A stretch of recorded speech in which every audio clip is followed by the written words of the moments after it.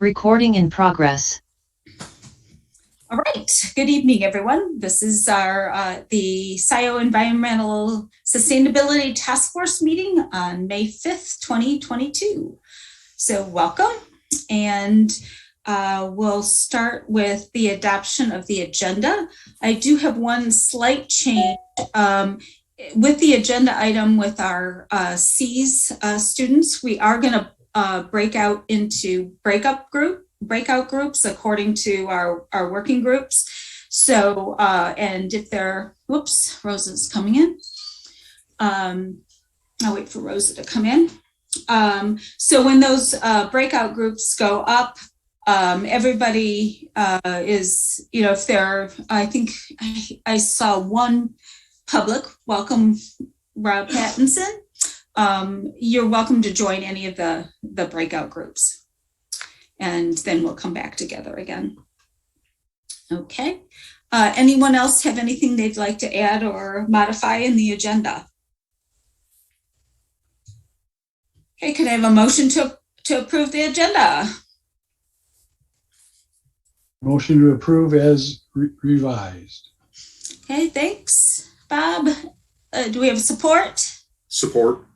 Okay, and then all those in favor, you can say aye, raise your hand, whatever. Aye. Aye. Anyone opposed? All right. Agenda is approved as revised.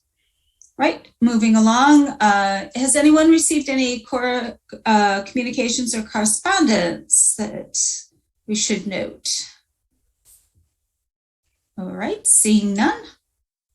Then we have Matt Nod from Resilient Washtenaw has, thank you, Matt, graciously agreed to join us because one of the things we were not too clear on was kind of how we could support or how Resilient Washtenaw could support us. And they're a little further along now. And he's going to talk a little bit about what they're doing with the vulnerability assessment to see how we might be able to use the resource, add on to the resource, etc. So I'll hand it over to you, Matt.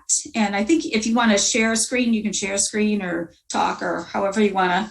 I might for some examples. So good to meet you all. If I haven't met you before, I live right, I'm almost as far as you can get before it becomes Scio Township in Ann Arbor. So I think I can hit a baseball, and you occasionally send me newsletters to my house, which I still don't quite get, but good to meet you all. I used to be the sustainability lead for the city of Ann Arbor for many years and retired in 2018 and now work for Resource Recycling Systems and with a broader team of EcoWorks from Detroit, Elevate Energy, Center for Neighborhood Technology, Wade Trim, which is mostly Chip Smith, who used to be on city council. We won the work to do the county climate plan. And part of that is helping the county think about vulnerability and a vulnerability assessment. And I just wanted to preface this with, you know, one of the things we're finding is you can do a vulnerability assessment and it, you know, who's at risk, what's at risk, and it sits on a shelf. And what we're trying to do is figure out a way to kind of create some tools, a place, an owner at the county where 2 years from now, Scio Township is going to think about spending money in X, Y, and Z ways. And you'd like to think about vulnerability when you do it. What tools are available to you to help do that? So as I was thinking about this with Jan, a lot of communities build vulnerability assessments are just built into their hazard mitigation plans. So Washtenaw County's emergency management group has a hazard mitigation plan. Ann Arbor has one. And typically you look backwards to say, tornadoes, convective weather. How many tornadoes have we had? And that past is a lot like what the future is going to look like. And so it was pretty straightforward, and it was often done with cops and firefighters, and typically not a lot of interaction with lots of other parts of the community. Ann Arbor did theirs again in 2017 and really put a climate lens on it. So because climate's really an amplifier, and the big three that we're facing are more precipitation. So precipitation at the Ann Arbor Weather Station, if you compare 1950 to 1980, 1980 to 2010, and there's updated numbers, and I can share them, but precipitation in Ann Arbor is up 44%. And it's up 75% in the wintertime. And so what does that mean in the way you deliver services? And is that winter precipitation going to come when it's cold and the ground is frozen and that water has nowhere to go? Or, is it, we just don't know yet. So there's a lot more variability. The other thing we're measuring and is the more extreme storms. So if you look at the storm that happened 1% of the time, that's a 100-year storm. And you say, how many times did that storm happen in that next 30-year period? That too is up 40%. And then high heat. So we're likely to see more days. We're already warmer, and we're already seeing more days above 90 and 100. And the question is, how much more? How many more days are we going to get over 90 and 100? The other thing that, at least to me initially, wasn't intuitive is you're going to get more precipitation. You're going to get it in more extreme storms. That also means you could have extended periods of drought in between. And so what does that do to the way you build your infrastructure? Or how's that going to affect farmland and ag economy and things like that? So I think one of the things to think about as a community is what do you want to do with this vulnerability assessment? Do you want to use it to, potentially change your master plan? Is it something you want to use to look at how you're investing capital in infrastructure? I had made I'm just going to read off some notes. So the climate's changing, and climate's going to be this giant amplifier that any thought of looking backwards, and that's the way the future is going to look, that's done. We've seen measurable changes, and the models say we'll continue to. So now it's like, okay, so what? What is changing your vulnerability? And so you start taking the climate risk and start adding in, have we been adequately investing in dam infrastructure? Because if we're going to get more precipitation, it's likely we're going to see more dam failures across the state.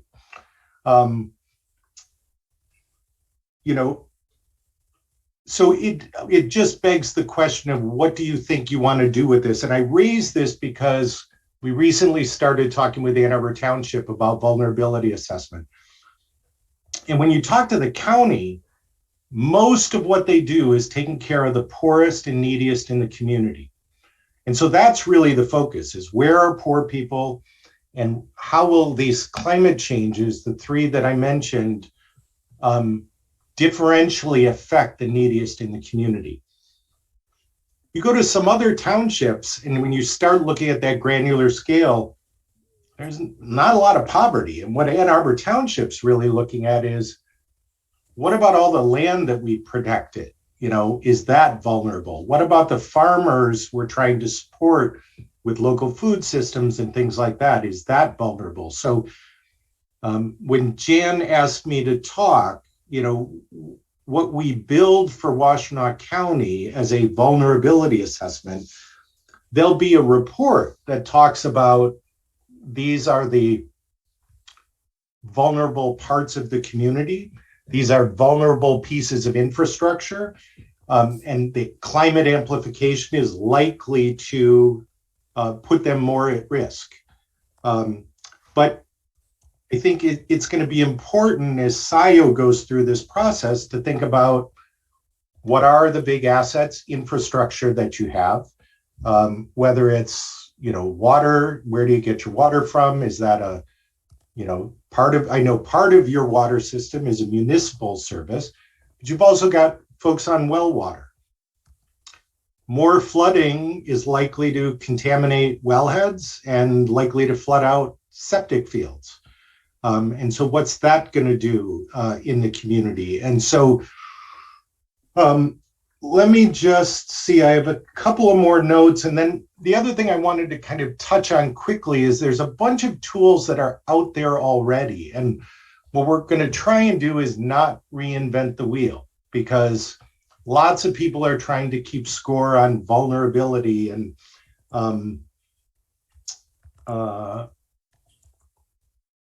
well, you'll see, I'm going to show you a few different tools that you may find that these get you pretty close to what you're looking for. But I'm also interested in hearing from the township, because as we think about the county climate plan, there's likely to be places where the township shouldn't have a staff person who can do certain things. It's better to kind of scale this. And should the township look to the county for having the person, having the data sets that would assist the township when they need to do a vulnerability assessment? Because I've always felt like, 2 years from now, may be a big infrastructure investment that comes down from the state. And all of a sudden, the township's got money to spend. The vulnerability assessment I do now for Washtenaw County may not do exactly what you need. So you may want to kind of go in and reach into some of the tools and data sets that better answer the question you're going to be asking. Tree canopy is a whole other place that we don't have enough canopy, especially in poor neighborhoods. That's pretty straightforward. But also, if you do have canopy and you haven't been maintaining it, more extreme storms are going to trim those trees for you. And that just becomes a huge debris problem. So these are some of the things we're starting to think about, as we think about vulnerability in the county and, providing some choices to the county about how do you want to manage your assets, and to the extent possible, make them less susceptible to these amplified climate risks. So I am going to share my screen and show you a few tools. Any questions so far? I see Bob. Yeah, I have one, and you didn't touch on it, but maybe you will. When the county handles vulnerabilities, how do you handle the power company infrastructure? Is that taken into account by your evaluations? And I'll say it'll be raised, but unless the county and the utility are going to be working together, utility's not very good at telling you which of the substations are overtaxed and really at risk of, if we have a, high heat event and everyone's got their air conditioners on, that substation's likely to go down. And there are ways that infrastructure, especially municipal infrastructure, can be more resilient. The example I'll give is both the water plant and the wastewater plant for Ann Arbor are both fed off two separate substations. So if one goes down, the other one should feed it. And if both go down, then there's generators that can run the plant. So what is critical infrastructure that the county or township has? But I would say coordinating with the utilities is going to be a big part, especially with this energy transition, because we basically are going to need to electrify everything as quickly as we can. And there needs to be a lot of efficiency to kind of create the opportunity for the EV charging and other electric use, induction stoves. I just put in 2 new heat pumps, so I've been heating with electrons as long as it's above 35 degrees. My electric use is up, and I've got the panel for it, but that's a whole other piece of this. So it's a really good point, and I don't know any local government that's doing that, it has that kind of immediate working with the utility that all that information that you asked about is transparent. Hey, Matt, do you know if MPSC requires, in our area, DTE to actually provide some sort of map with, an assessment of the infrastructure?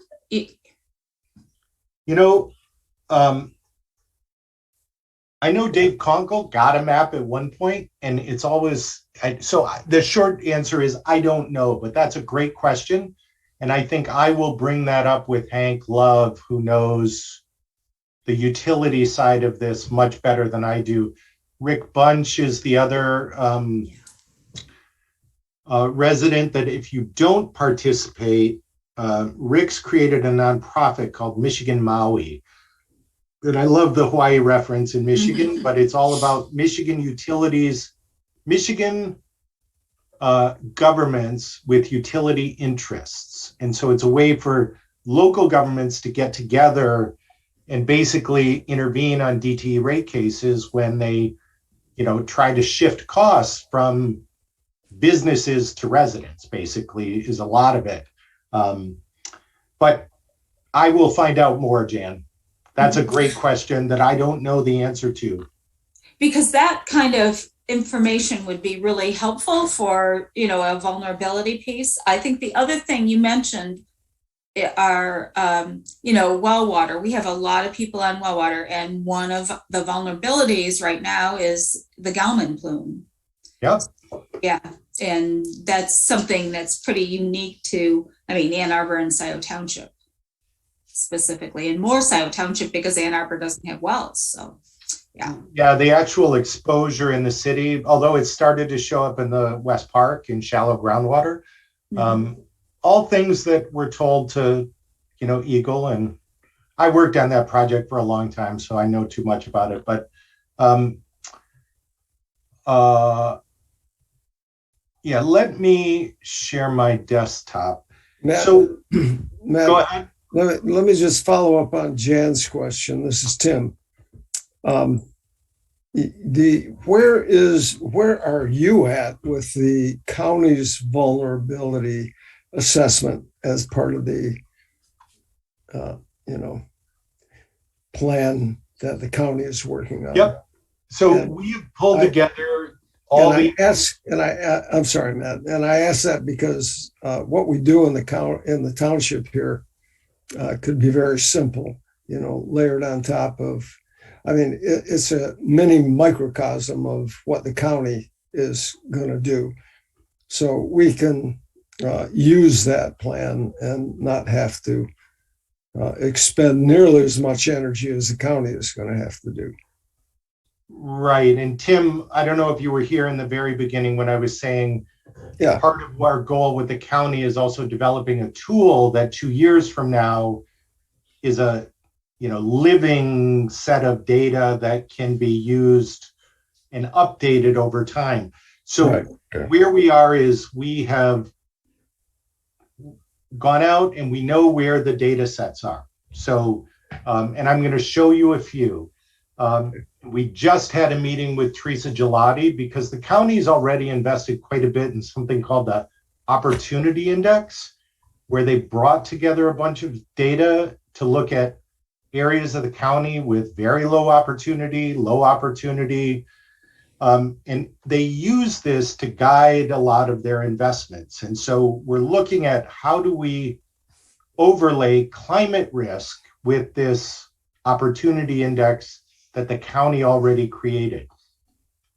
So that first conversation with Teresa Gelati happened 2 days ago, and we're going to be working with the GIS staff at the county to kind of start to bring in some additional layers from some of the tools I'm about to show you, so we can start integrating that climate risk with the vulnerable populations in the community. We've also been working with Rosie and natural area preservation and layers of preserved land, so we can look at that. Ag is, we've got some of that data, and we've been talking with an MSU researcher about some opportunities there. I would say the ag piece isn't as well flushed out yet as the vulnerable communities, vulnerable populations. So this, and I will copy this and just put it in the chat if I can.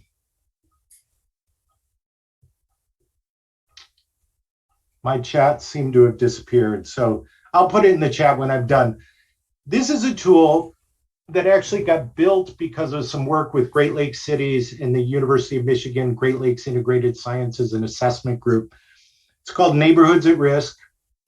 Headwaters Economics is based in Bozeman, Helena, Montana. They do a lot of work on kind of curating national data sets, typically at the county level, census tract.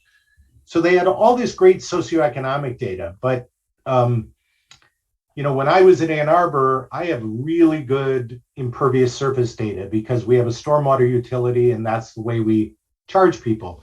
We also have great canopy data, but most communities don't have their own data. So we were looking for national data. And so what this starts to do is look at, and it creates these sliders for, okay, I want to look at areas with 77% or less tree canopy. And I want to look at areas with more impervious surface or areas in the 500-year floodplain. So it's not perfect, but it starts to get at, you can click on this census tract and say, here's population, rental, and we've just selected a few of the demographic pieces that we think get to vulnerability. And you can go over here and say, see more. And let's say, you don't want households with cars, but you do care about people who don't speak English well. So these are all census attributes that you can start using to draw pictures. But of course, as we get more granular at the township level, there may only be 1 or 2 census tracts. So that becomes an issue. The other thing you have to be careful of, and this is why you always have to ground truth these pictures, is when you look for poor people in Washtenaw County, Ann Arbor lights up. And it's because we have students, and students look poor to the census. And so when you look at poverty in Ann Arbor, you'll see kind of central campus, north campus housing shows up in the, these are poorer census tracts. And so you just have to be careful about that. So they were able to find national data on tree canopy, impervious surface, and floodplain. So it's something that I'm trying to think of, like 1, 2, 3, 4, 5. So it looks like Scio has 5 census tracts. So it's not just 1 or 2. You'd get some more information with a tool like this. Any questions about neighborhoods at risk? And what this got designed for is we built a vulnerability assessment template for Great Lakes cities, because Ann Arbor's vulnerability assessment is going to look a lot like Evanston, which is going to look a lot like Dearborn's. Key part is, what are you going to do about it? Where are you going to invest your resources? What's your plan? So we kind of created this model with the Watershed Council and Missy when she was a consultant. But we realized that this document needed some pictures. We needed to visualize where the poor people were, where the children were, where the poor brown children are, and climate risk, and start to overlay them. So that's what, a lot of this vulnerability assessment is starting to, what tools and data do we have that inform, what we have in our community? Answer any questions on neighborhoods at risk. Oh, there's a populations at risk that is a tool on their site that's just an Excel spreadsheet, but it's a huge amount of data that is beautifully aggregated for your community, that's worth taking a peek at if you're interested. Is that the spreadsheet that you sent me, the Excel spreadsheet? It probably is. Okay, all right. The one that compares all the local units. All the townships on a lot of different metrics. Yep, I was able to use that tool to pull all 28 local units and compare them apples to apples on a variety of these metrics. Yeah, and it'd be interesting to, and this is a student team, if you have anybody who can help us visualize that, I think that would be a really good thing. Because, looking at it's hard to even look at the whole table, so this is Scio versus the other townships, or if, I don't know if you guys, from the county perspective are going to look at, turning that into diagrams as opposed to a spreadsheet. Well, this is what we're trying to figure out is like, again, what do we want to, the county definitely cares about, okay, who are the poor people in the community that are going to be differentially affected by climate change? And, so that's a core area of focus. Ag land and, natural areas, similar interest. Well, let me keep going. Yeah, I also see something that would be interesting. I know we're running into it a couple times with some of the projects that are coming. There are developments now where we've built in floodplains and floodways, and trying to identify those. I mean, from a planning standpoint, you really, want to deal with those because it's only going to get worse. And if you actually have structures in a floodplain or a floodway, how do you make, how do you either mitigate that or look at some transition planning for that? Right.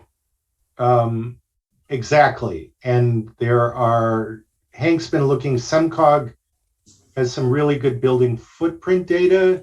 I will caution that the FEMA 100-year floodplain is drawn using a 4.3-inch storm in 24 hours. And we know from NOAA data that the 100-year storm is actually 5.1 inches in 24 hours. So FEMA underrepresents who's going to be wet in a 100-year storm, and that doesn't build in a buffer for it getting worse. So, and this is a really good point, Jan, because land use isn't something the county gets to really deal with. That's all at the local level. So that's the area where that vulnerability assessment, what you're raising is, we want to use the vulnerability assessment to explore how we might change master plans, zoning, things like that to mitigate. The other kind of big idea is you do a big stormwater model countywide, because then you start to look at, if I did X in this part of my township, it would alleviate this downstream flooding over here.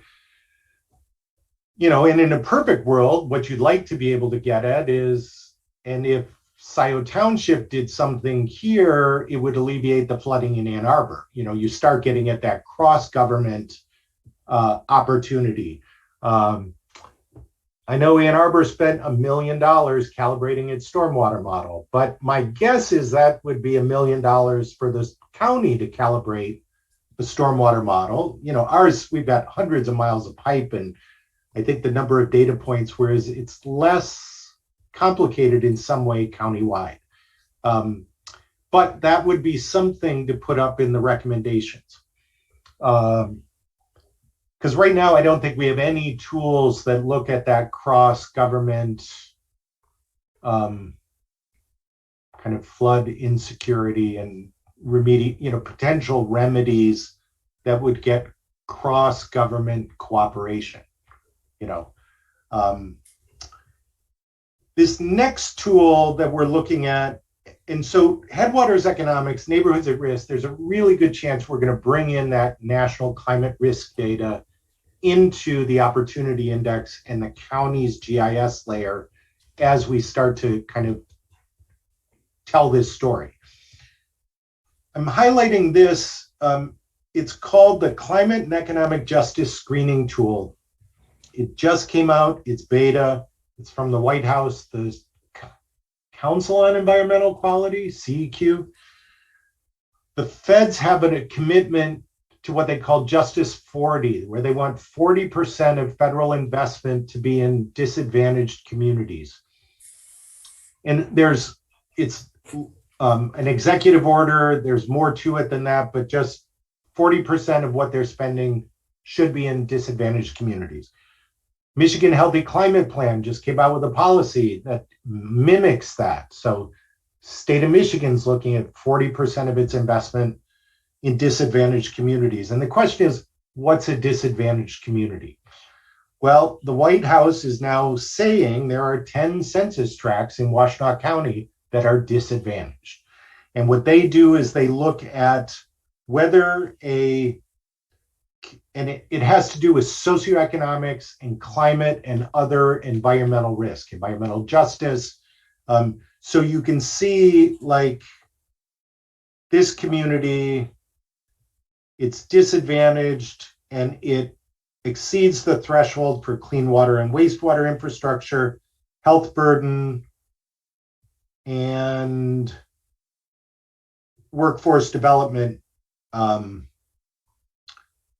low median income, things like that. So again, trying to bring together socioeconomic data, climate, and other environmental justice risks.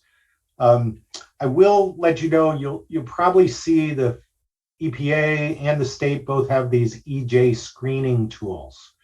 And they're great, they draw pictures, but just be careful, there's big caveats. Do not use this for planning purposes. So it's a good way to bring data together, but I don't want to get too in the weeds. Just there's some issues with using EJ screen tools as part of your vulnerability assessment. So I'm looking at this new tool that the White House put out as promising, as something that the county may want to look at. And then, have you seen the Opportunity Index? So this is what the county has created twice, and working most recently with Poverty Solutions at the University of Michigan, where there's a whole data dictionary. I should probably back up. Let me see if I can get to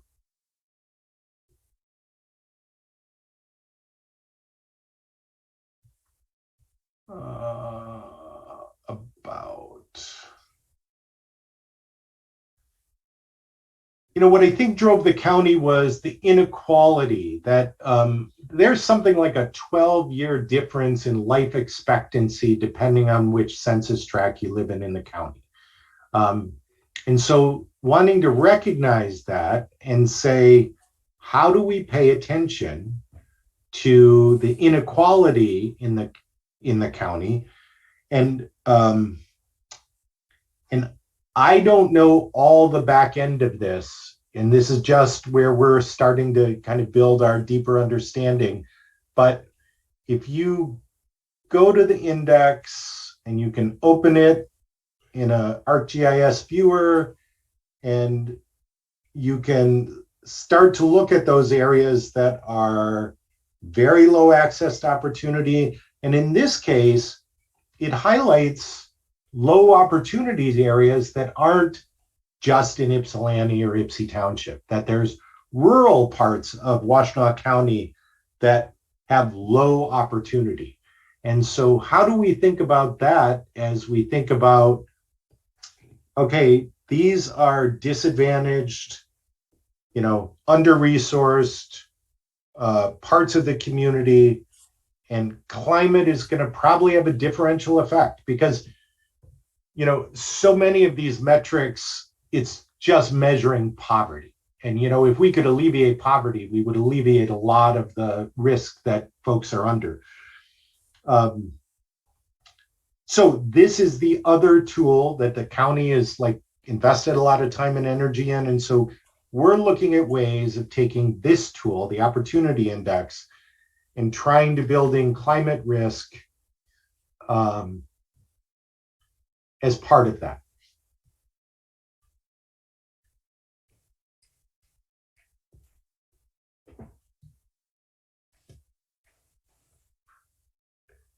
All right, so it's not a perfect answer. I don't have the final story of exactly what we're going to do in the county. There will be a summary of this is how the climate's changing. This is how various aspects of the county people, county places, county infrastructure are likely to be differentially affected by a changing climate. And here are data that are available that will be useful as you continue to invest. My big fear is all this infrastructure money comes down and nobody pays attention to climate and nobody pays attention to equity as we're thinking about how to spend that money. And then it's a lost opportunity that it's 30 years before we get the chance to do it again. So, how do we score capital projects around some of these metrics? And how would a map like this or any kind of map, one thing cities are starting to look at and other local governments are, am I only investing in infrastructure in the rich neighborhoods as opposed to the poor neighborhoods? And, but again, I don't know, does Scio Township have much in the way of poor neighborhoods? Oh, we have the largest mobile home park in almost the whole state. Well, and that is one of those things that is unique to the townships, and is probably an area you want to kind of say, that's an area we want to pay special attention to. Yeah, because it represents, 10% of our population. Yeah, something like that. So, yeah. Go ahead, Charlie. Yeah, it's I think around 3,000 people. But it'd be interesting if you did some demographics on it, Matt, because I remember when I was township supervisor, we took a look at that. I forget exactly the details. We came up with some idea how we could get some money to build like a small park at the entrance to the community, but it was income dependent on the average income in that community. And Scio Farms actually did not qualify because the average income in here was actually higher than what you probably expect. I don't know if it's still that way, but it probably is. Yeah, it's become less economical to live in, with the site rents and so forth. Yeah. I know 2 captains of Pioneer's swim team that at one point in time, their families owned mobile homes there, so their kids could swim at Pioneer. Interesting. Yeah. No, but like the flooding issues and things like that. Mm-hmm. I mean, and that's where I think for you, is there anyone tracking repetitive flooding in Scio Township? Only, I think, anecdotally. And and that's one of the things the Seas team is on here, and they're going to they're starting to create their survey. They're on next, actually, after your report. I think one of the things we really want to find out, if we can do an extensive survey, is, who's experiencing flooding and other issues. a lot of power outages. What are the vulnerabilities that people are experiencing? And if we can get enough of a response to our surveys, we might be able to have a much clearer picture of what's going on. Just so you know, because I know I put it as an update on the Resilient Washtenaw website, which, by the way, any of you who haven't been on resilientwashtenaw.org, please go there, give your thoughts, recommendations to the county. SEMCOG, I don't think chat is available through your Zoom, so I can't share links, but Chat isn't available, really? no, some local got government it. killed Yeah, it. when they set it up, they closed the chat. Oh dear. Okay, But sorry. tell the students, SEMCOG is looking to track flooding across the region, and we're part of SEMCOG. So there's already an effort. I posted it as one of the updates on the Resilient Washtenaw site, but you may want to look at their tool. And any of the students, if you're interested, email me. I'll send you the link. My email's mnod.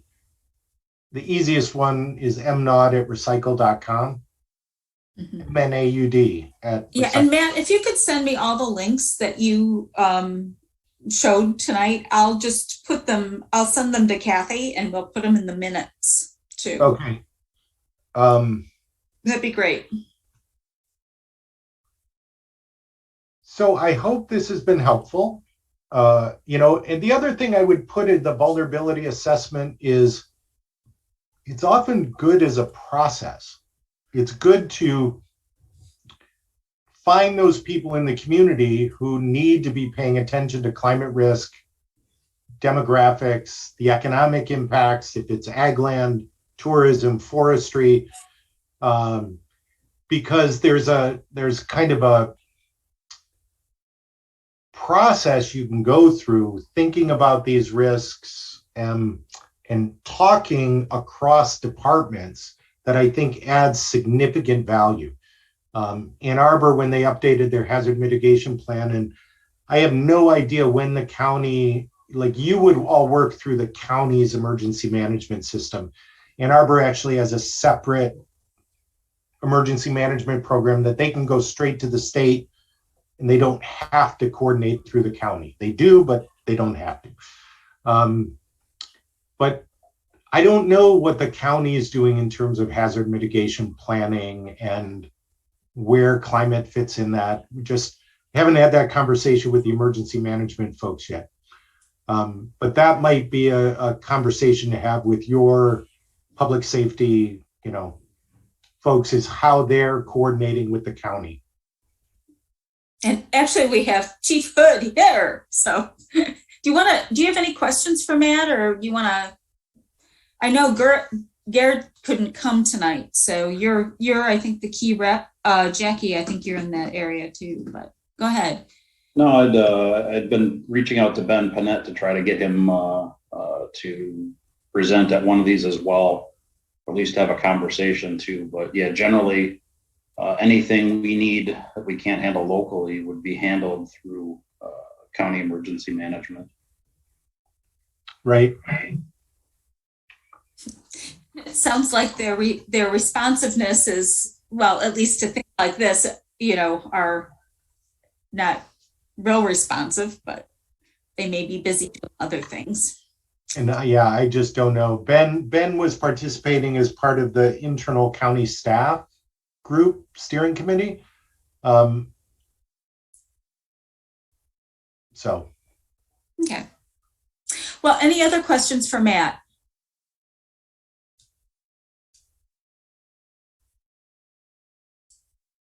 Okay. Well, thank you, Matt. And I really appreciate you, taking your time to do this. Thank you. You're welcome. No, I mean, and I would say in fairness, the way you can return the favor is go to Resilient Washtenaw and give us your comments. But as a group, though, think about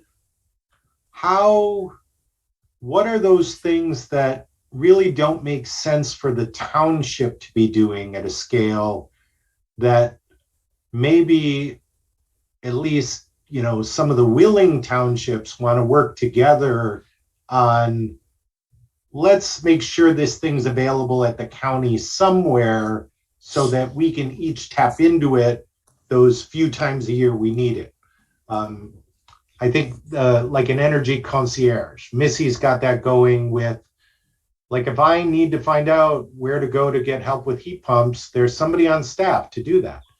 And it's not clear that her staff ought to be helping somebody in Chelsea, you know, who has that same question, but should the county have somebody in that space that could help countywide, and actually maybe Ann Arbor wouldn't have to do it anymore.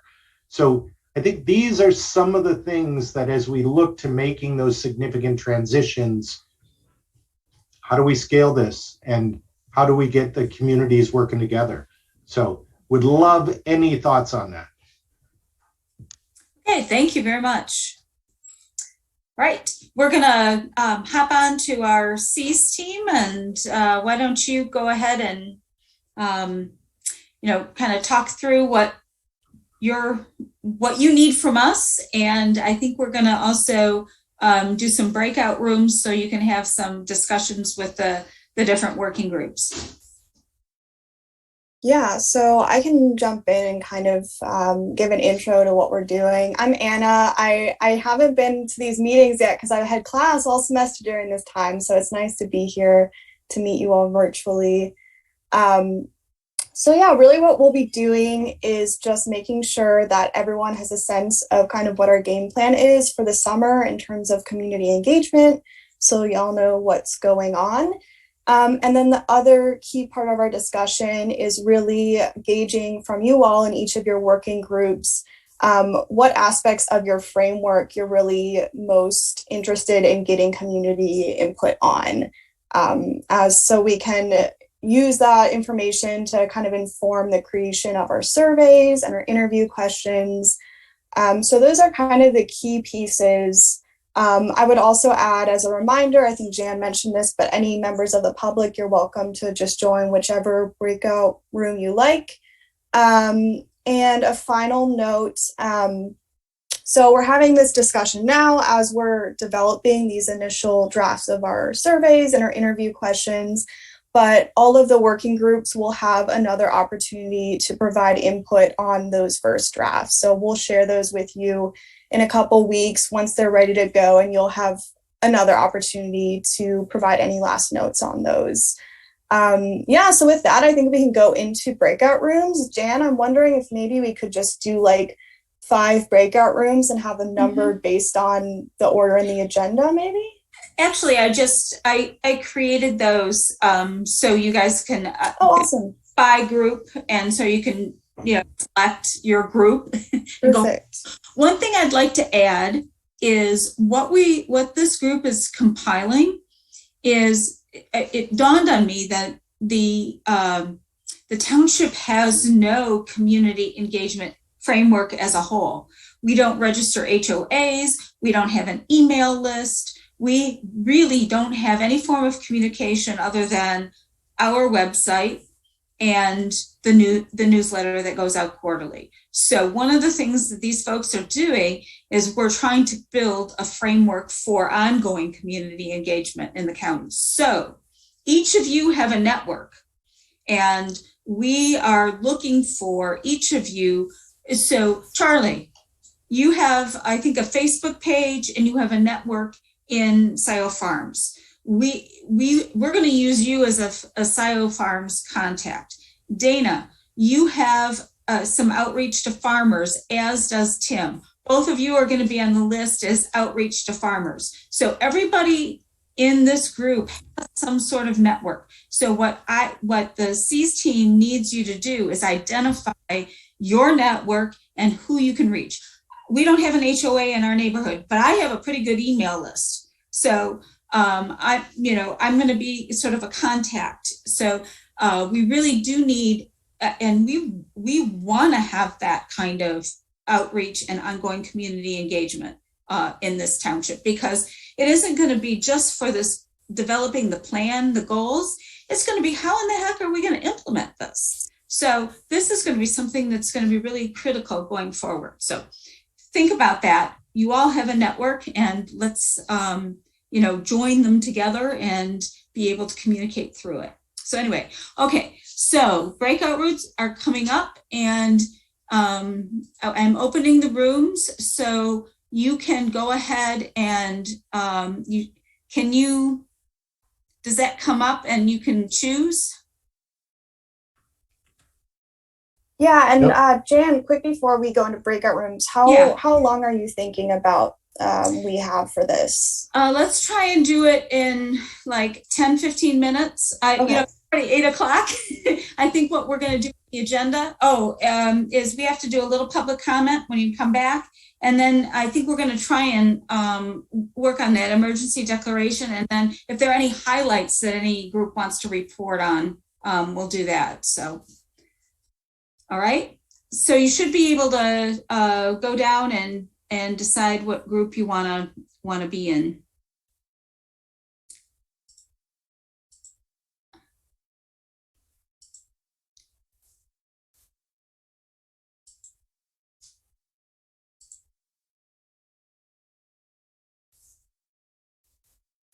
How do I pick this, Jan?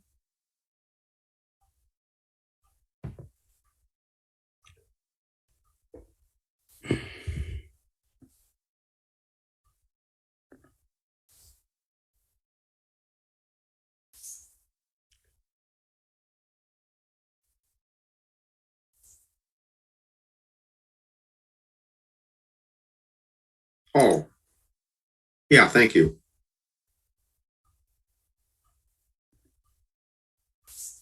It was right in front of me. I couldn't see it.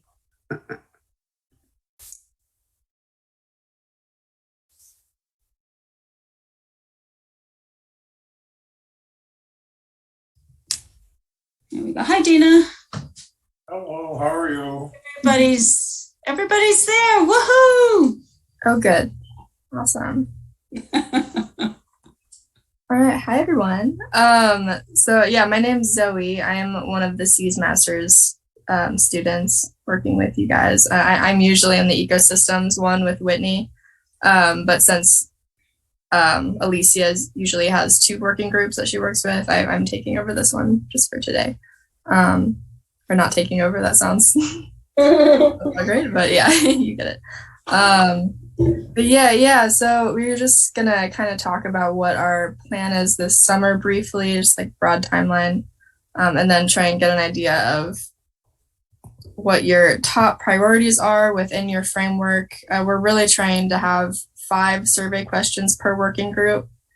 So I know there's like a lot of different things that you guys want to accomplish. But yeah, just for the sake of like survey comprehension and keeping it short and like approachable, I guess, for the public to handle. And then yeah, any key contacts, just like Jan said before we jumped in. So yeah, our plan as of now, we're currently developing our community engagement strategy for the summer. We plan to interview stakeholders in the community that have more expert knowledge on some of these issues. And then we also are developing a strategy to distribute surveys in the community to the public, Scio residents. And yeah, we plan to go to events to do that. I think there's a fair in Ann Arbor, a green fair, that we plan to table at, and some other events that we plan to table. Like there are some cleanup events, I believe, throughout the summer that we thought we would join and pass out surveys at. And then yeah, we're also gonna put the QR code in various like public spaces around Scio, where like there might be a gathering space potential. So yeah, we're still developing like how exactly we're gonna pass out surveys, but that is our main strategy right now. And I think the other thing is the HOAs a lot meet during the summer. Also, like Dina, if you can pull some farmers together at a certain time, that works with some of the C's groups, they can also meet in person. Yeah, that's a good point. Yeah. Yeah. One of the other strategies we were gonna do was use stakeholders to kind of pass out surveys in their circle. Like using leaders of HOAs or the TAP, I believe, is another one we'll use to they'll like pass along surveys that way. But yeah, so I believe Alicia sent you all an email. Let me see, she just sent it to me as well. Regarding the feedback. Yeah, sorry, Dana.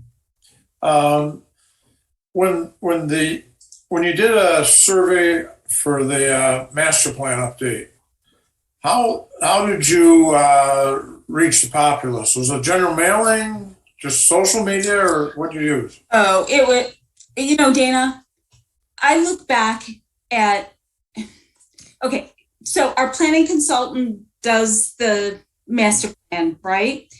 We had one in-person event before COVID where people could come to the township hall and do things. But how that's broadcast is notification in the Sun Times or whatever, and on the website. Then we have we had surveys that went out. There was a link in the newsletter and on the website. But that's, and I think we got, I want to say 100 it was maybe up to 200 responses, for 17,000 people. And they said, actually, because we did the website stuff in the survey, it was more than they had gotten before. So it's really it's an example on how not to do it. Outreach, and who that 100 people were? The people who are already engaged in the, right. things of the township. So did you ever think about doing a general mailing? Is there a reason why this questionnaire would go out to everybody in the whole township? Well, that's the newsletter, basically. Yeah, I mean, I guess we could. I did put some budget in here for us. It's hard to send a mailing and then, I mean, it's not a big deal to send the mailing. You put it in the newsletter, but if you're trying to get people to respond, unless you have a separate thing for them to mail back, otherwise you put the link and then you have them go somewhere online, but if you want them to fill it out by paper. I also believe mailing is kind of time consuming and also costly, I believe. Yeah. But another thing we discussed as a team was creating a Facebook page. I know that Scio Township already has a Facebook page. And it seemed, we looked at it briefly and it seems like it has a very narrow purpose, I guess. It talks about some of that sometimes. Is it land preservation or TAP or something that maintains it? Probably. I think it's one of the committees. Oh yeah. We were going to ask you exactly who. I'm not sure who it is, but I think it's one of the committees. Yeah. Yeah, because we thought about, putting a link to the survey on that Facebook page and then also creating another one specifically for public comment and discussion of that kind of purpose. So. And we can use, Pam Boyd has a pretty large email list. And by going to all the HOAs and by people that do have any kind of neighborhood networks, if it comes from somebody in the neighborhood or within the HOA or something, people are maybe the response rate might be increased. I was gonna say, I think I already gave my HOA contact to Kathy, but I'm in Polo Fields, Jan, and I know personal, my husband's on the HOA, and then I know the president of it, and so we can, she's really good about, if you send her something to send out to the neighborhood, she'll include it in the monthly newsletter. Yeah. And you can even write your own name and say which resident, you live in the neighborhood. So then people personally would, if I say contact Rosa if you have questions, then people would be like, oh, I know her, So exactly. Exactly. And then people would go do the link or whatever. So we have a pretty good system for that. Yeah, and I think the other thing that it is brought up in my mind is even the city of Dexter has a newsletter that goes out by email. You can subscribe to it. You can And, so people anywhere can really subscribe to it if they're, on the borders or affected or whatever. And then there's also, Ann Arbor has like a registration for HOAs. So there's notification that goes out when there are development projects or infrastructure projects or, things that, the whole Gelman thing, with the webinar and stuff like that. I think of all these things that, we don't have that system of outreach or where people can register to get notification for different things. So anyway, I think, and investigating how we do that. But you want to get some feedback directly on the, bring that up, or do I? These are all really good ideas. But we do want to conclude on what your guys' top priorities are from the list that Alicia emailed to you. Did you guys get that email from her? Yeah. Yes. Okay, awesome. Yeah, at the bottom of it, she has your framework listed with all those numbers. Okay. And and you don't have to decide today. We said that by next Wednesday we would like to have like a top 5 list, not ranked, but just like which ones. Which ones we want to put in the survey. Mm-hmm. Yeah, and if you think of something as you're going through this list that's not in the list that you think should be prioritized, then feel free to add it, obviously. But yeah, so then we should probably schedule a noon meeting early next week. Are you guys? Does Tuesday work for you guys? I can only do like that first 45 minutes. Okay, but we should, if we did that 45 minutes on Tuesday, I think that should be okay. I have to like. We could do that, and if people get their thoughts together. Yeah. Yeah, I mean, I think I'm so bad at surveys because I want to ask like all the questions. So I think I think like having that discussion about like how to prioritize, like I would just be curious. I would love to have that dialogue because. I feel like as a resident, I feel like for a lot of people, this is the first time they're thinking about it. So they're going to be thinking like just simple, like, what does it mean for me? And so I don't know, like thinking of questions that sort of center on like, what are my options even? I don't know. Starting there. But I'm wondering if even with the way you do the survey, especially if a lot of it's going to be electronic, not all of it can be, but right. That say, okay, this is what this means, or this is a reference or something. So the survey is educating as it is asking for people's opinions. And if we don't have an open-ended section where people can, respond, other, then I think we miss it. And that's where I think you guys, the more we can do this group with our networks and what you can do actually talking to people, even though it's more time consuming, is much more valuable. And so we may need to really kind of mobilize this committee in a way too, to get out and, talk about what we've been doing and what we've been thinking. Yeah, that goes back to what you guys were saying. I think like having a point person through an HOA is like way more effective than just, sending out surveys from an unknown source. Yeah. Jan, are you familiar with the city's ambassador program? And has that has that been successful? Is that something? It's been awesome. And those ambassadors are required to do a project at the end of their ambassadorship. Yeah. I mean, is it a model that we could use for Scio? You'd have to have funding for it. They have a whole community engagement person who just does the ambassador programs. Yeah, okay. Yeah. All comes down to money, it seems like. Okay. All right. We're going to go ahead. I just gave everybody a 2-minute warning. I don't know if it came up in ours. But I'm going to do 30 seconds. Awesome. Yeah, this timing. Cool. So I don't know. I mean, off the bat, do you guys have any like items from your framework that like really stick out as Well, one of the things Like has to be we there. do is go to the trustees and get that declaration done prior. So we may not need to have that on the survey. That's more of an internal thing. So I think, getting into more of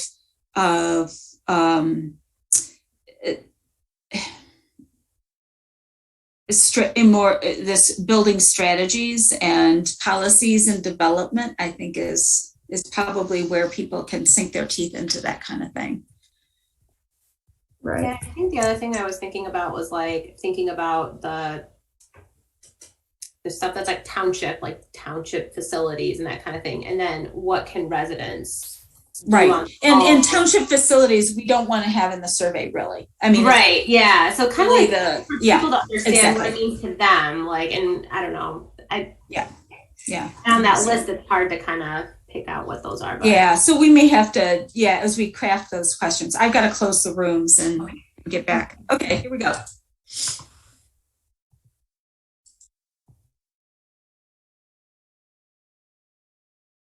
Recording in progress. Particularly to reach out to, but I'll think about that. Yeah, just There's definitely alternatives. email. Let me know who to contact and what we can do. Yeah, absolutely. Thank you. Okay, we're back, and of course we're right on schedule.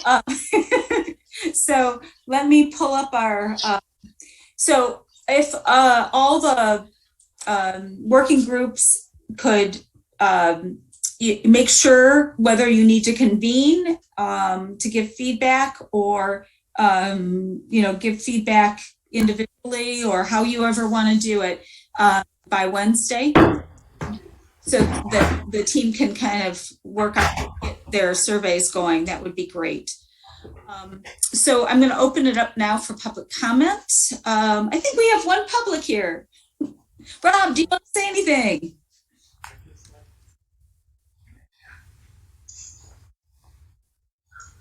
Okay, thanks.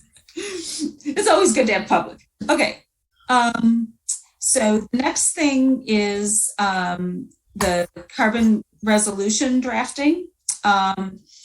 And Kathy,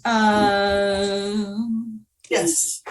Yes, because you took a stab at things, and you can share if you want to bring that up.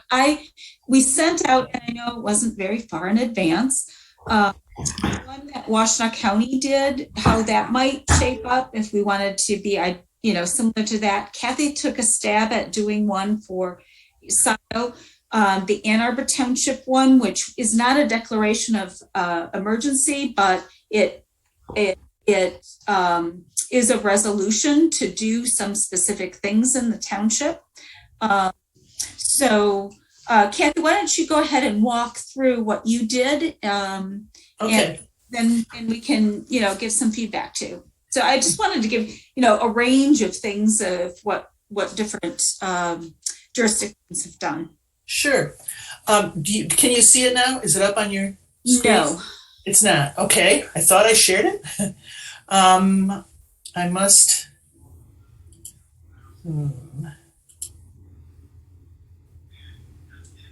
Yeah, you have to select it and then hit the share button. Share.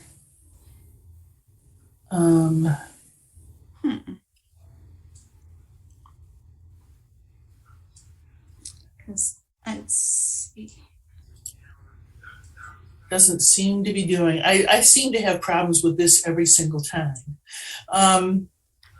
Any chance you could pull it up from yours, or? Yeah, I might. Hang on. I will. While you're doing that, I'll just explain that I did go to a webinar put on by Eagle, in which it was like lessons learned. I'm putting together one of these SCAP things. Anyway, the sustainability director in Royal Oak talked about how they put together a resolution of this kind. Oakland County had already put out a resolution declaring a climate emergency and doing basically what Washtenaw counties did. And Royal Oak took the Oakland County one and went through the clauses and just kind of reworked it for themselves, trying to address most of the same issues. So I thought that I would kind of tackle it the same way. And what I did is I pulled up, I had in front of me the Royal Oak and the Oakland County ones, Washtenaw counties, and also I pulled one from St. Louis Park, Minnesota, just because I found a lot of really great stuff that they're doing. And I went through and I made a list of all the supporting whereas clauses that were showing up in a lot of them.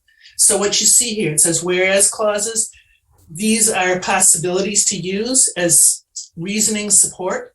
And most people cited the Paris Agreement,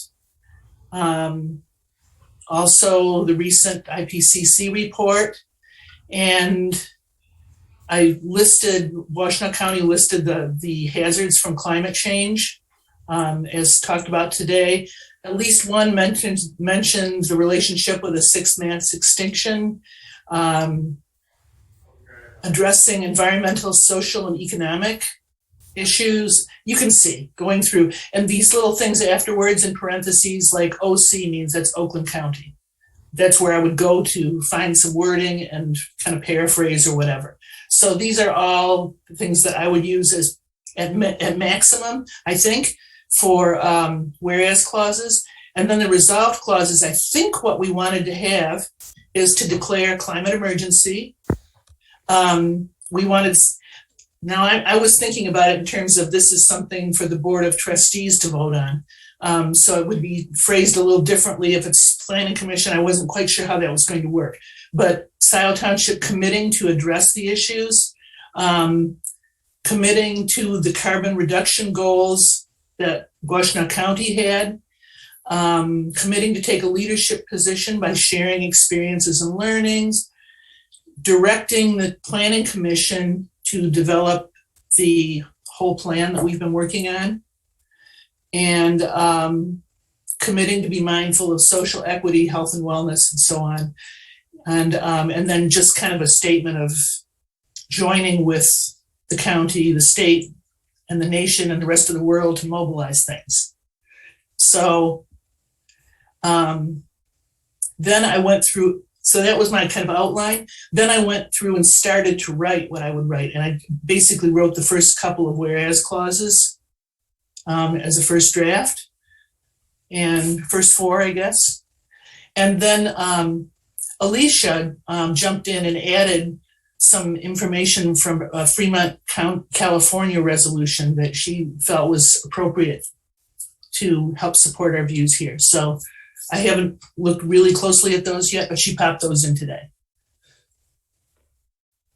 So just as a starting point, I thought.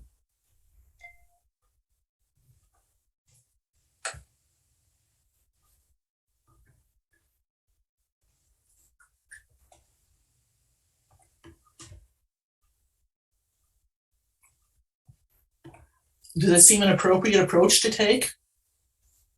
I think it's really nice work, Kathy. Yeah. Thank you. Yeah, thanks for attending that webinar too, because that's really helpful to, you know, Good. a great way to get a lot of things. And then the link that I gave you has the Ann Arbor Township also, the yeah. Ann Arbor Township, which was interesting because they couldn't get a consensus among their trustees to declare an actual emergency. So I thought that was kind of interesting. Mm-hmm. I think it's a great start, Kathy. Thank you, Celeste. Yeah, I think it's good work, Kathy. I think it'd be important to hone it down so it's a little more specific to us, but I think we're well on the way. Mm-hmm.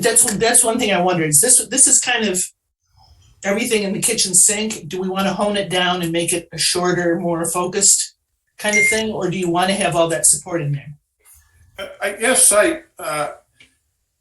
what is our objective, or what's the difference between what Ann Arbor Township did with a resolution as opposed to a declaration of a climate emergency? And also, what's our timing on this compared to going out to our citizenry and receiving their input on everything? I mean, are we, I can understand this document, but I don't want to get ahead of ourselves before we give our people an opportunity to weigh in on exactly what we're doing. It's a good point. That is a really good question. And what's interesting is in Ann Arbor, in Ann Arbor Township, these are the only ones, I'm really familiar with the timing. Ann Arbor Township, and, they did their declarations, and even we're working on the Ann Arbor Public Schools to do a declaration as well. And the roadmaps that have been put out there talk about the leadership recognizing this is science. The science is telling us that this is really important. And so by the leadership of the municipality making this statement, it means the resources and it puts a climate change lens on how you're viewing resources and policies and all of these things. So it's saying this is a science-based thing, and we're committing to it. How we're going to get there is a community thing. And that's how they're dealing with the timing of you declare this and then you figure out how you're going to get there, and engaging the community is a key point of how you get there. Well, this is really just formalizing the township's position. I mean, our task force wouldn't exist if the township didn't recognize and support our agenda. Right. So, however, I guess my question it hasn't been from the trustees. It's only been from the planning commission. Yeah. I didn't realize that. Are you saying this environmental task force was developed strictly through the PC and never had the board of trustees approval? They didn't think they needed to approve it. Interesting. The planning commission had the authority. Well, I think it's very important that we do get their buy-in. Yeah. What I still don't know is whether or not the timing of it with our citizenry, and also I kind of like the Ann Arbor Township's resolution as opposed to the declaration of an emergency. But anyway, to each their own.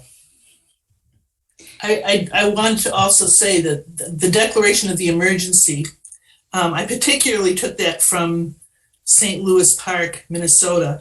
It appears, from everything I can see, it appears that the state of Minnesota is basically trying to get all of the communities, all of the municipalities in Minnesota to declare a climate emergency. So I don't know if that's the idea, is probably just to make that more front of people's minds that that's it. And technically the county did declare a climate emergency. So it would be in alignment with that. Obviously it is a political thing. And what will happen with this is we're a recommending body to the planning commission. So what we come up with as a draft goes to the planning commission, right, with a recommendation. And then the planning commission gets to mess around with it and make a recommendation then to the trustees. So, it is a process. And okay, negotiating position is you declare an emergency, and if it doesn't make it all the way to that, okay. But, my thought would be you go for the emergency and let other people say, as it goes through the process, we're not quite up to that kind of declaration. But I would hope that, because it does mean that you do look at your funding, your your planning, your budgeting, funding budgeting. I think the other thing that we haven't done in Scio Township that I'd like to see in the resolution is who in the township is going to spearhead the operational, and Steve isn't here today. I'm not sure I want to throw it on his back or Andy's back, but who within the township is going to take responsibility for implementing the sustainability plan within the operations of the township? That's in no one's job description right now. And so that really needs to be a part of this, I think, too, is that we identify a point person within the structure of the township staff.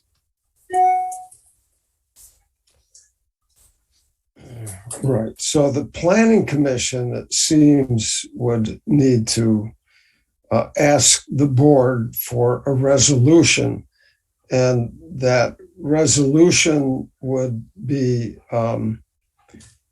backed by the emergency declaration, and it would be also probably have to be backed, as you say, by pinpointing a person to take care of this within township administration, and maybe the budget needed to accomplish what is in the resolution. And the board of trustees would, vote on it and ask for changes perhaps, and perhaps not. But yeah. Okay. I mean, isn't that the way it would go? Yeah, I mean, and basically, the planning commission, we would put together a draft that would go to the planning commission, and the planning commission then would, and we have several planning commission members on this task force. So I'm thinking probably best thing is, are there interested parties? I think Kathy's, you've taken, you got background on it. Two, you did a great outline and starting. And I'm thinking, do we have a volunteer or two that want to work with Kathy to kind of put together the draft for the planning commission and take into account, are people thinking that we should go for the emergency, and then, let the other commissions deal with if they don't want to, and we can keep in our township piece as sort of the backup.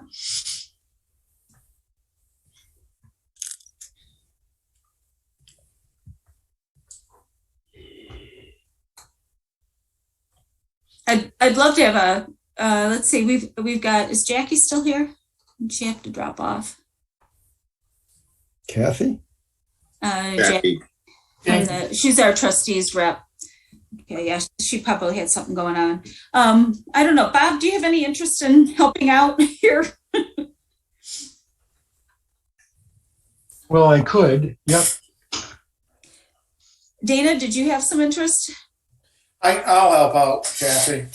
Okay, so that would be great. So if we had Dana, and maybe Bob, you can hop in if you have the time to do that.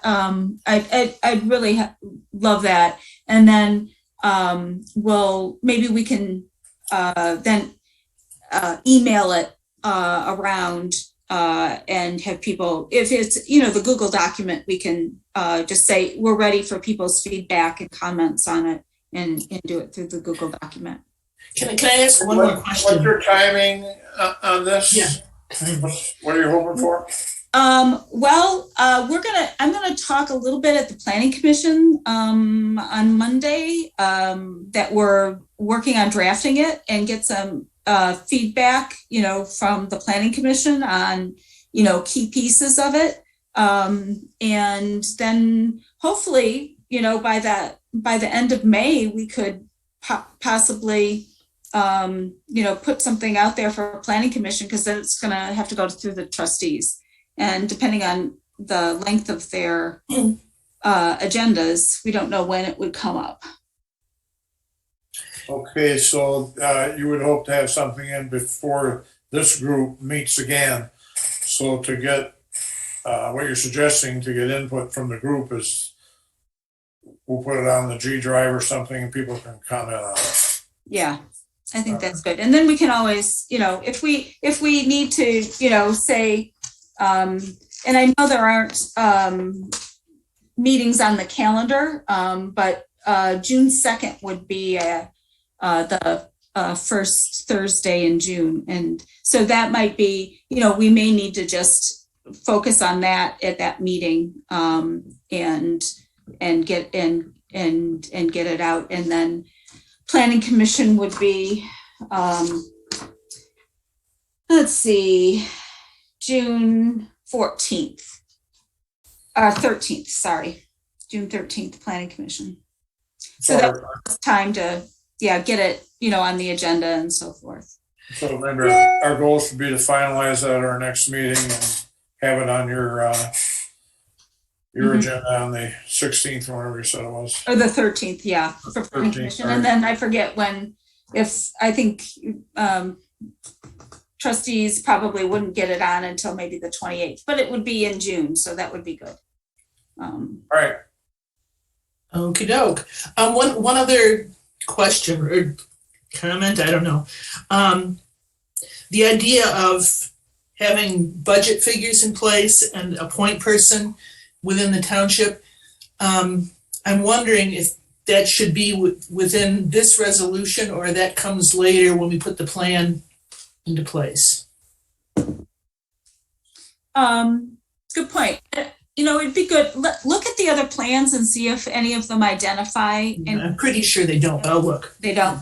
Yeah, and maybe that is a key component to our recommendations. And I'm thinking there are the community recommendations, and then there are the internal township operations recommendations. Yeah. Okay. There's got to be a community kind of out-facing point person, and then and maybe that's also the internal one, or maybe there's someone internally who deals with the operations piece and somebody who's more community facing. Mm-hmm. Yeah. Okay. So do we have any immediate budgetary needs? We have what we have in the budget, and it's under a line item of temporary staffing. We have a budget of $15,000. 8,000 of that is going to interns working over the summer. And then the rest of it, we have to kind of finalize the plan if we need to get any graphics help, if we need to, we have that, a little bit of, so that would be $7,000 of funding to get us to sort of the finished plan. So, Jan, do you think that's adequate for our near-term needs? I think within this year, it seems adequate. So we really don't need to address the budget issues when we go to the board. We could leave that until when we know we may need a specific. Yeah. So next year's budget, what are we doing? And the other thing the Planning Commission is already doing is looking at implementing some policies as well, within some of our ordinances like EV charging and some of those things. So, that doesn't have to be within our budget. All right.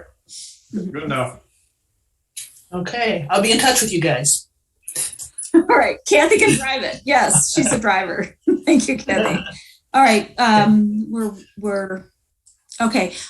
Any key updates from any of the working groups? I just want to make sure one of the things that's going to be important is we've got the C's team now, okay? And their not senior, but their master's practicum depends on us working with them. We're the client.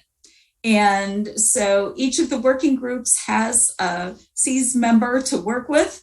And so I hope you will get to know them, communicate with them, and support them. And because what they're going to be doing for the township, I'm really excited about, because I think it has much more to do with our outreach, and really, I don't know if, anybody's really engaged the township before on a level that these folks, have the potential to do. So I'm really excited about that.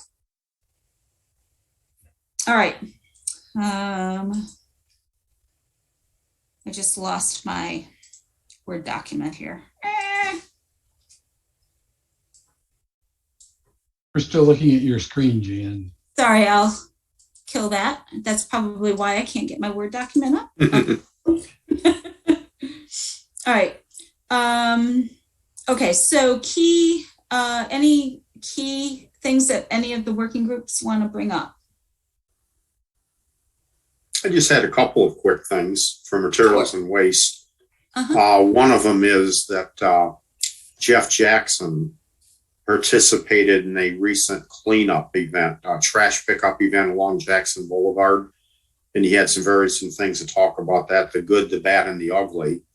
But this then morphed into the idea, and he even drew up like a draft idea on this of how to do this regular Scio type cleanup events and how we might get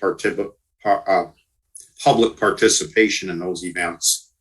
The other thing that was maybe a little bit of a breakthrough on the recycling front is I had a relatively brief but very productive discussion with the property manager here in Scio Farms about recycling. And he is very, very open to the idea of having some type of recycling station right here in Scio Farms. The advantage would be that would be much less expensive than some curbside program. I appreciated his honesty because, like I said, if they do a curbside and corporate figures out, not the local office, that it costs each lot, let's say $5 extra, they're going to charge us $6. And he smiled at me. He goes, "And you're exactly right." And then everybody will protest. But the idea is, if we had some kind of recycle station here, it would be much more affordable. And Recycle here in Calvert's does have roll-off units that they rent.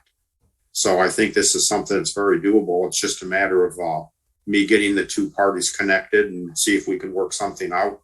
And that would be the largest chunk that we have missing in recycling in the township, perhaps resolved. And then it's a matter of how's the participation going to be. So. But I was very pleased that what he thought about this. So I was very optimistic. Yeah, neat. That sounds great. I have an idea with the June newsletter. If Jeff wants to do a quick little blog in the good, the bad, and the ugly of the cleanup, and just throw out that idea of this is a way. He might be able to phrase it in a little blog post kind of for the newsletter. I think it might be interesting.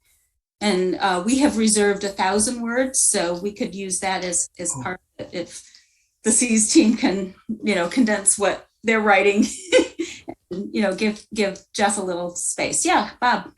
Yeah, where you just said it, I think, that you've got a reserve area. Are we going to have a green corner where we talk about all things task force regularly?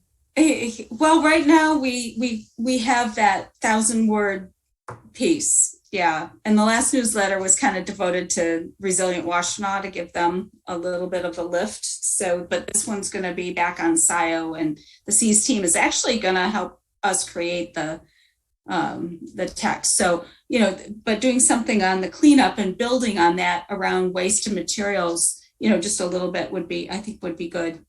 And I don't know if maybe we hit a little blurb for each of those, each working group or something to highlight, but we haven't brought that together. And the deadline's the 1st of June, so maybe that's something we can also send around. And people have some ideas to build on that. Mm-hmm. Do we have, Charlie, do we have benchmark data in the township as far as our percentage recycling now? What I'm looking at, the state setting their goals for what they're want to get up to, I don't know, can't remember what it was, 30% or something recycling. And I just read, maybe you all saw on MLive about Emmett County supposedly having a great program up there. Yeah, I saw that. Yeah, so I'm wondering, do we have a benchmark here in the township for a starting point? Do we know that information? We have a little bit of that. I'll turn it over to you, Bob, if you have that handy. The information Well, you got from the GFL It study. depends on what you mean by Yeah. coverage. If you mean of what could be recycled, then no, we don't have that. But if you mean of household units that are offered recycling, then we do have that.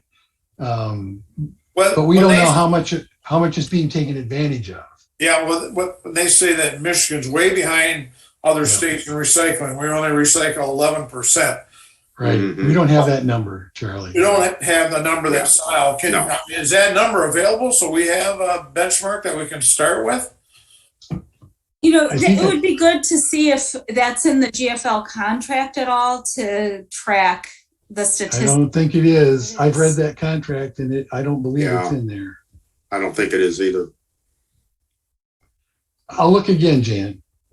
Okay. Yeah. But you're right, Dana. That would be interesting to know, because when I saw that 11%, I was frankly horrified. Mm-hmm. Well, I know what's interesting about Emmett. They didn't mention it in the article. Well, it supposedly was the example, but they never said in the article what their percentage was. But they did say, you know, how much they recycled in 2020 and how much trash they had, and if you do the numbers, it came out at 11%. Yeah, and the thing is, the tracking is only for single family. We don't have, you know, any, you know, unlike other, you know, areas, we don't have kind of any idea of the multifamily or any of the other ones who are not under the GFL contract. So yeah, not that available. Yeah. But I want to respect people's time because we have gone over tonight. Any other notes from any other working groups? Okay, then any other public comment? Rob?